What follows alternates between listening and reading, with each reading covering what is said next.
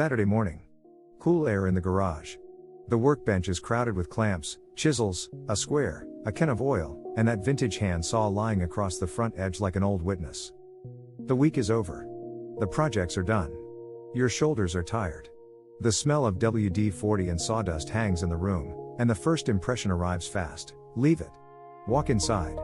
You earned rest. The tools can wait. But look carefully. Nothing in that garage has commanded you. The saw has not insulted you. The scattered tools have not judged you. The rust has not entered the room as a master. The only thing pressing forward is an impression, and the mind is already trying to turn it into law. I'm too tired. That sentence may be true as a fact of the body. It is not yet a command for the ruling faculty. This is where a small room becomes a test of freedom. Not the dramatic kind. Not public. Not praised. No one may see whether you wipe the blade, oil the hinge, return the chisel, close the drawer. But you will know what governed the next action. Was it exhaustion, treated as king? Or was it judgment, trained to pause before assent? Epictetus would not ask whether the garage obeyed your preference. He would ask whether you obeyed what is yours to govern: attention, intention, choice, and the next clean movement of the hand. The boundary of control does not appear only in courtrooms, hospitals, offices, or hard conversations. It appears in a garage on a Saturday morning when no one is watching. That is why it matters. Most people wait for a crisis to practice philosophy. They wait until the job is threatened, the family argument is loud, the bill is overdue, the reputation is under attack. Then they want a steady mind. Then they want discipline. Then they want judgment to stand upright. But judgment is not trained only in public storms. It is trained in small rooms, with ordinary objects, when the excuse is reasonable and the consequence seems minor. Look at the workbench. The vintage hand saw is lying where it should not remain. A thin film of dust has settled along the teeth. The handle carries the marks of use. The blade does not ask for admiration. It asks for care. Around it are the other tools: clamps not returned, oil not wiped clean, a rag left twisted near the edge, a drawer still open. Now the mind begins its argument. I am tired. That may be true. I worked all week. That may also be true. I can deal with it later. Maybe. But Epictetus would stop you at the point where fact begins pretending to be command. Tiredness is an event in the body. A long week is an event in time. Scattered tools are an event in the room. None of these are yet moral failure. None of them are yet law. None of them have authority over the ruling faculty unless you hand that authority over by assent. This is the boundary. The cool air in the garage is not yours to govern. The weather outside is not yours. The fact that the week was long is not yours now. The past projects are finished. Their difficulty is gone. The amount of energy you wish you had is not fully yours. The rust that may come if steel is neglected follows its own nature. Even the final condition of every tool is not completely yours, because wood warps, metal ages, hinges loosen, and time works on everything. But your judgment is yours. Your assent is yours. Your attention is yours. Your intention is yours. Your next response is yours. That is not a slogan. It is a division of reality. When the mind refuses this division, it suffers twice. First from the tired body, then from the false belief that tiredness has become a ruler.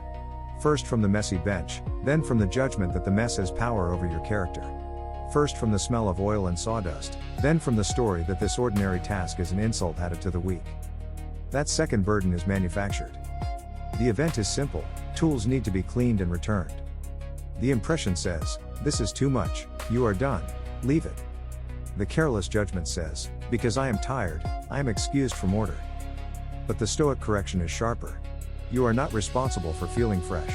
You are responsible for not making exhaustion your master. You are not responsible for turning a garage into a showroom. You are responsible for the next governable act. Pick up the saw. Wipe the blade. Oil what must be oiled. Put one tool back where it belongs. Not all of them at once. Not with drama. Not as proof that you are better than anyone else. Just the next action under command. This is where many people misunderstand discipline. They imagine discipline as force, harshness, or a constant state of high energy. That is not discipline. Discipline is the refusal to confuse an external pressure with an internal order. It is the trained habit of asking, what is mine here? Before the hand moves, before the complaint forms, before the excuse takes the chair at the head of the table. In this garage, the answer is plain.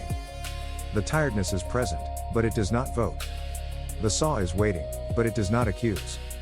The dust is real, but it does not command. The only question is whether the ruling faculty will abandon its post over something as small as a rag, a blade, and a can of oil. And small things are not small when they train the soul. A man who cannot draw the boundary here will have trouble drawing it later in traffic, in a meeting, in a family dispute, in the inbox, at the kitchen table with a bill open in front of him. He will say, "This made me react." He will say, "They left me no choice." He will say, "I was too tired to do otherwise." But the workbench is already teaching the opposite. There is the event. There is the impression. There is the judgment. There is the assent. And there is the next act that remains yours. The impression does not wait politely at the door. It enters quickly. You see the tools scattered across the bench, and before you have formed a sentence, the mind has already received an appearance. This is too much. The body is tired. The morning is supposed to be quiet. The smell of WD-40 and sawdust, which could have been simple and familiar, now presses on attention like an accusation. That is the first movement. Not yet guilt. Not yet excuse. Not yet choice. Just an impression. Epictetus was exact about this because he knew where human beings lose themselves. We do not usually fall because an event touches us. We fall because we agree too quickly with what the event seems to mean. The garage is messy, and immediately the mind says, "This is unfair." The blade needs oil, and the mind says, "This is one more demand." The hand saw is lying on the bench, and the mind says, "I cannot deal with this now." But none of those meanings are in the saw. None of them are in the oil. None of them are in the dust. They are judgments added by the ruling faculty. This is the second movement. Judgment. The impression says, "You are tired." Judgment says, "Because I am tired, order no longer matters." The impression says, "The tools are scattered." Judgment says, "This room is proof that I have failed." The impression says, "This job remains unfinished." Judgment says, "This task has authority over my worth." That is where the danger begins. Not in the scattered tools. In the unexamined sentence that follows them. A tired man can still judge well. A frustrated man can still pause. A person standing in a garage with sawdust on the floor can still refuse to make a small disorder into a verdict on his life. The event is not yet the injury. The judgment is what gives it teeth. So you stand there, hand near the rag, looking at the vintage saw. Maybe you remember using it earlier in the week, pulling the blade through pine, listening to the steady rasp as the cut opened. It served its purpose. It did not complain. It did not hurry you. It took the force of your hand and translated it into work. Now it asks for nothing dramatic. Wipe it. Oil it. Return it. But the mind wants to convert care into burden. This is where assent appears. Assent is the yes beneath the surface. It is the moment you give permission to an impression to become your guide. You may not say anything out loud. You may not announce a decision. But if you turn away from the bench with resentment in your chest, if you leave the tools scattered because the sentence "I'm too tired" has been treated as final, assent has happened. You have agreed. Not merely with tiredness. You have agreed that tiredness should govern conduct. That is the trap. The trap is not resting. Rest may be reasonable. The trap is letting exhaustion decide without examination. The trap is allowing the first appearance to choose the next movement of the hand. The trap is confusing a fact about the body with an order to abandon responsibility. Epictetus would cut through this quickly. He would not ask, "Do you feel like cleaning the tools?" He would ask, "What has been presented to you, and have you examined it before giving assent?" That question changes the room. Now the garage is not an enemy. The workbench is not a burden. The hand saw is not a symbol of failure. The mess is not proof of your worth. It is material for practice. You name the impression. It appears to me that I am too tired to put this in order. That sentence matters. It creates distance. You are no longer swallowed by the appearance. You are observing it.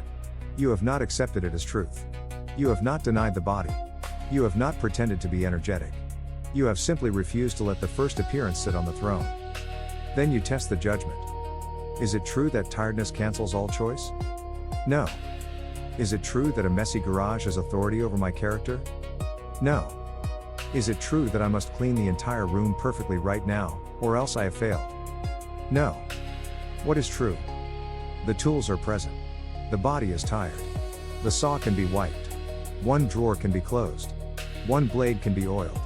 One movement remains within command. This is the Stoic turn, from the exaggerated story back to the governable act. The mind wants a verdict. Philosophy asks for attention. The mind wants an excuse. Philosophy asks for judgment. The mind wants to obey the first pressure. Philosophy says, pause before assent. So the hand reaches for the rag. Not because the room has forced you. Not because exhaustion has disappeared. Not because anyone will praise you. The hand moves because judgment has returned to its post. And in that movement, the garage becomes clear again. The saw is a saw. The oil is oil. The dust is dust. The event is the event. The ruling faculty remains responsible for what it adds, what it accepts, and what it chooses next. Ascesis does not mean making the morning harder than it is. It does not mean punishing yourself because the garage is messy. It does not mean pretending the body is not tired. Ascesis means training. And training begins exactly where preference meets resistance.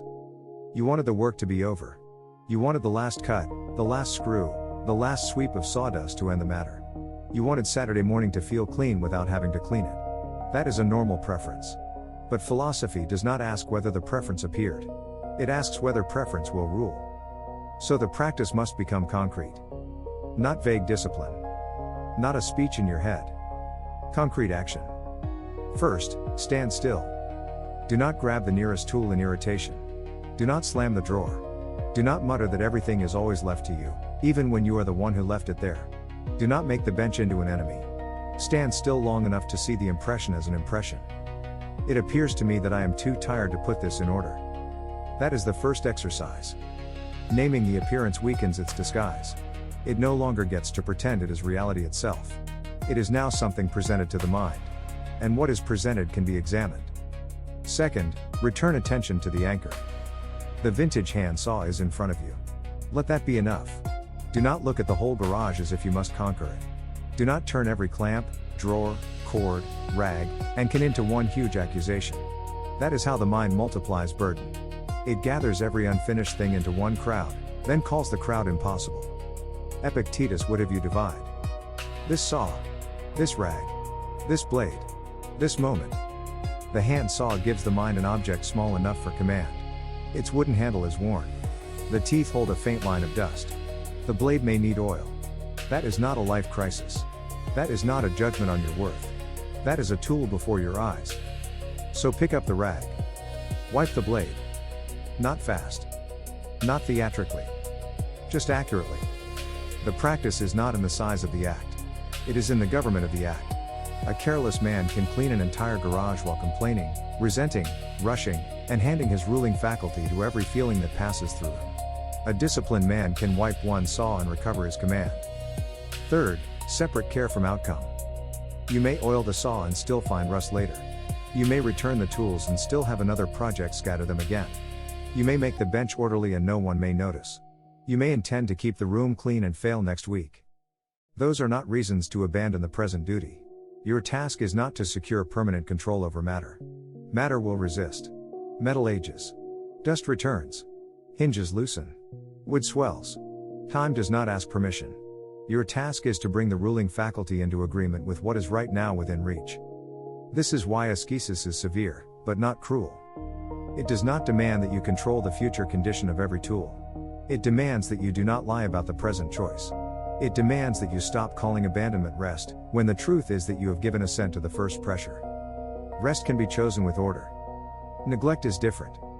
A man may say, I will clean the saw, close the drawer, and leave the rest for later. That can be a rational boundary. He has judged, chosen, and acted. But if he says, I'm too tired, and throws the whole room under the authority of that sentence, then tiredness has not been acknowledged. It has been enthroned. Ascesis removes that throne. It says, exhaustion may be present, but it is not sovereign. It says, the week was long, but the next act is still mine. It says, the room is not asking for my emotions. It is asking for my conduct. So the hand moves again. The saw is wiped. The oil is applied. The teeth are checked. The rag is folded or thrown aside properly. The saw is returned to its place. Maybe one clamp follows. Maybe only one. But one tool returned under judgment is better than 10 tools handled under resentment. That is the measure. Not perfection. Command. Inside this garage, ascesis is the training of assent through ordinary maintenance. It is how the mind learns not to be dragged by first appearances. It is how responsibility returns from mood to conduct. It is how freedom is practiced before life becomes loud. Because later, the same pattern will arrive in harder clothes. An inbox. A bill. A tense conversation. A deadline. A family obligation. A mistake that has consequences. And the mind will again say, "This is too much." It will again reach for the first excuse that feels like relief. If you have not trained in small things, you will expect strength to appear without practice. But strength does not appear by wishing.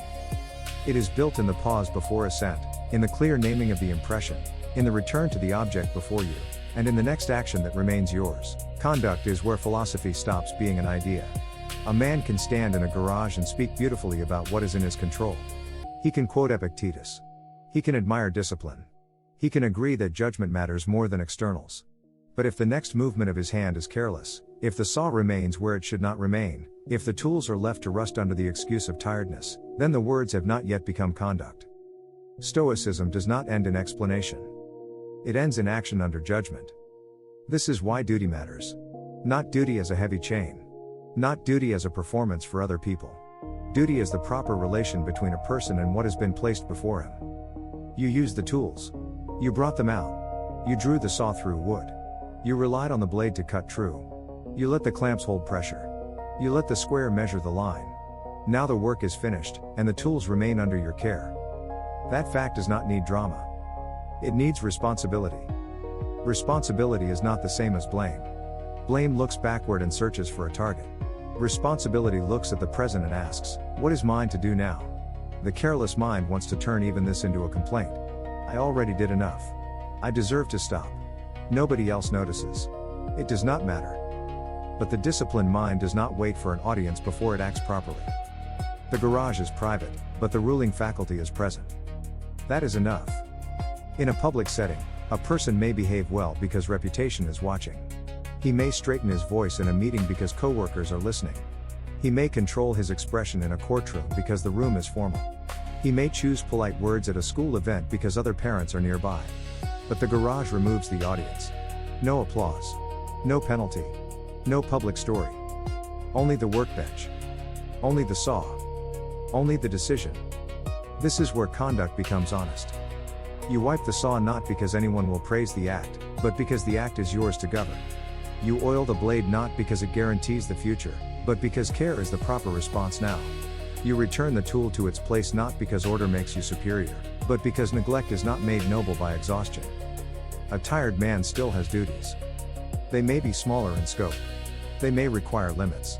He may not have the strength to reorganize the entire garage, sweep every corner, label every drawer, sharpen every edge, and finish every neglected repair. Fine. Stoicism does not demand fantasy. It demands truth. So tell the truth. I cannot do everything right now. That may be reasonable. But do not smuggle abandonment into that sentence. Say instead, I can clean the hand saw. I can close the oil. I can put the rag where it belongs. I can choose one orderly action before I stop. That is conduct proportioned to reality. Duty does not always mean doing more. Often it means doing the right next thing without handing command to mood. The scale may be small, but the principle is not. A garage is enough ground for virtue because virtue does not depend on the size of the stage. It depends on the quality of the ruling faculty in the act. The saw does not need your resentment. The room does not need your speech. The task does not need your opinion about how tired you are. It needs the hand under command. This is the responsibility return. The mind has been trying to send responsibility outward. To the long week. To the ache in the shoulders. To the smell of oil. To the fact that the work took longer than expected. To the disappointment that rest did not arrive clean and complete. But responsibility must be brought back. Not to outcome. To conduct. Not to energy. To choice. Not to the ideal condition of the garage. To the next governable action. When you pick up the saw and wipe the blade, you are not solving your whole life. You are refusing disorder the right to define your next movement. You are refusing tiredness the authority to decide what kind of person stands at the bench. You are placing judgment back above impression. This is not heroic. It is better than heroic. It is ordinary and exact. A person who can do the proper thing without witness has begun to understand freedom. He is no longer bargaining with duty. He is no longer saying, I will act well only when I feel ready, only when the room is pleasant, only when the task is easy, only when someone notices. He acts because the act belongs to him. And after the saw is returned, the garage is still a garage. Dust remains somewhere. Another tool may still need attention. The week may still have been long. But one thing has changed. The ruling faculty did not abandon its post. Freedom in this garage is not the freedom to feel rested before duty appears. It is not the freedom to have tools that never dull, metal that never rusts, or mornings that obey your preference. That kind of freedom is imaginary. The real freedom is smaller and stronger. You stand at the workbench. The cool air is still there. The smell of WD-40 and sawdust still hangs in the room. The vintage hand saw is back in its place, or at least it is now in your hand, being handled with attention instead of resentment. Nothing dramatic has happened. And that is the point. The ruling faculty has practiced command without applause. It has seen the impression, tested the judgment, withheld quick assent, and returned to the action that belonged to it. This is how a person becomes less available to disorder. Not because the world becomes orderly. Not because tiredness disappears. Not because every room stays clean. But because the mind stops confusing external pressure with internal law. Tomorrow, something else will press on you. An inbox. A bill. A hard conversation. A delay. A person who misunderstands you. A task you thought was finished. The same question will return.